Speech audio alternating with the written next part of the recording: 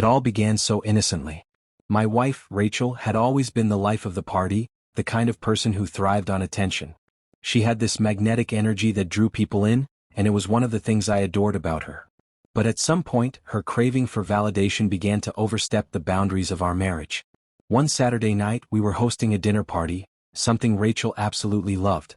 She insisted on doing everything herself: the cooking, the decor, even the seating arrangements. It was her domain, and I didn't mind letting her take charge.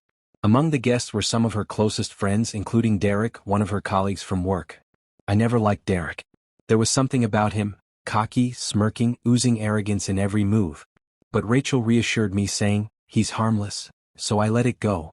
The evening started off smoothly. Wine was flowing, the laughter grew louder, and the conversation seemed to be flowing just as easily. I was in the kitchen topping up the glasses when I overheard Rachel talking to her best friend, Emily. They were off in a corner, speaking in hushed tones.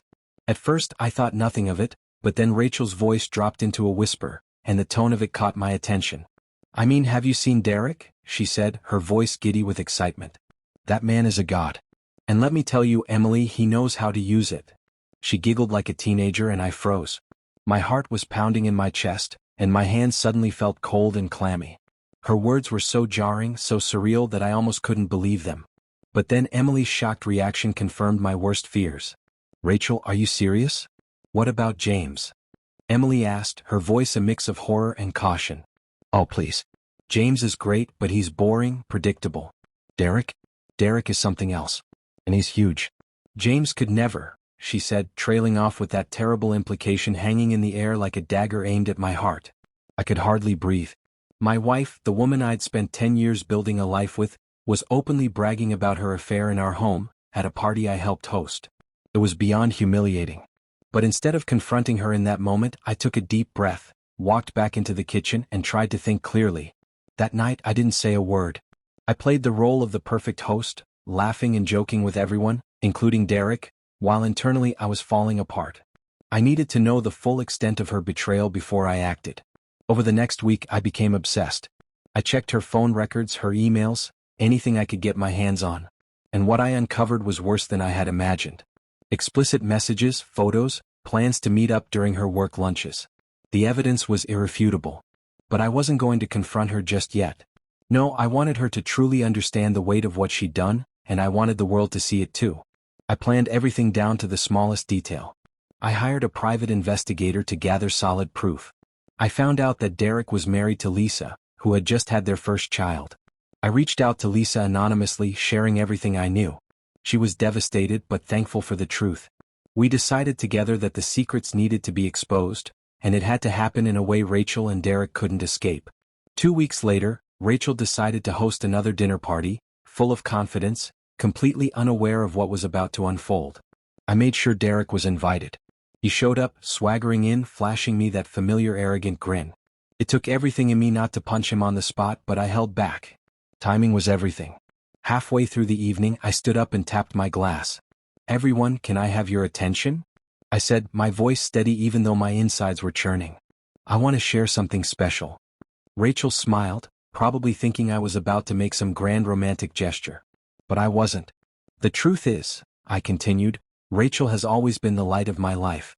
But recently, I've learned that she's been sharing that light with someone else." Confusion spread across the room. Rachel's smile faltered. "James, what are you talking about?" she asked, her voice shaky as a nervous laugh escaped her lips. I didn't answer. Instead, I connected my laptop to the TV and pressed play. The screen filled with screenshots of text messages between Rachel and Derek, explicit, undeniable, and horrifying. Gasps filled the room, and Derek's confident smirk evaporated, replaced by a panicked, pale expression. Rachel jumped up, her face flushed. "James, stop this. Please," she begged. But I wasn't done. I clicked through to the final piece of the evidence. Photographs of Rachel and Derek at a hotel, locked in an embrace. Time-stamped, clear as day. The room erupted into chaos. Derek's wife, Lisa, whom I had invited, stood up. "You disgust me," she spat at Derek. "You made vows to me, to our family. And this is what you do with her." She pointed at Rachel, who was now sobbing uncontrollably. Derek tried to speak. "Lisa, please let me explain." "Explain?" she interrupted, her voice dripping with contempt. You think there's an explanation for this? She turned to me. Thank you for telling me. You've done me a favor. With that, she walked out, Derek scrambling after her. The room fell into stunned silence, all eyes on Rachel, who was now a complete wreck. She turned to me, her voice trembling. James, please. Let's talk about this privately. I shook my head. Privately? You bragged about him in our home during a party I helped host. You humiliated me in front of our friends. Now you can face the consequences in front of everyone. She collapsed into a chair, her hands covering her face, but there was no sympathy for her. Our friends were too stunned, too betrayed by the lies they had unwittingly been part of. In the following days, Rachel tried everything to win me back. She begged, she cried, she even blamed me for not being exciting enough. But I was done. I filed for divorce. When it came time to divide our assets, I made sure the reason for everything was known.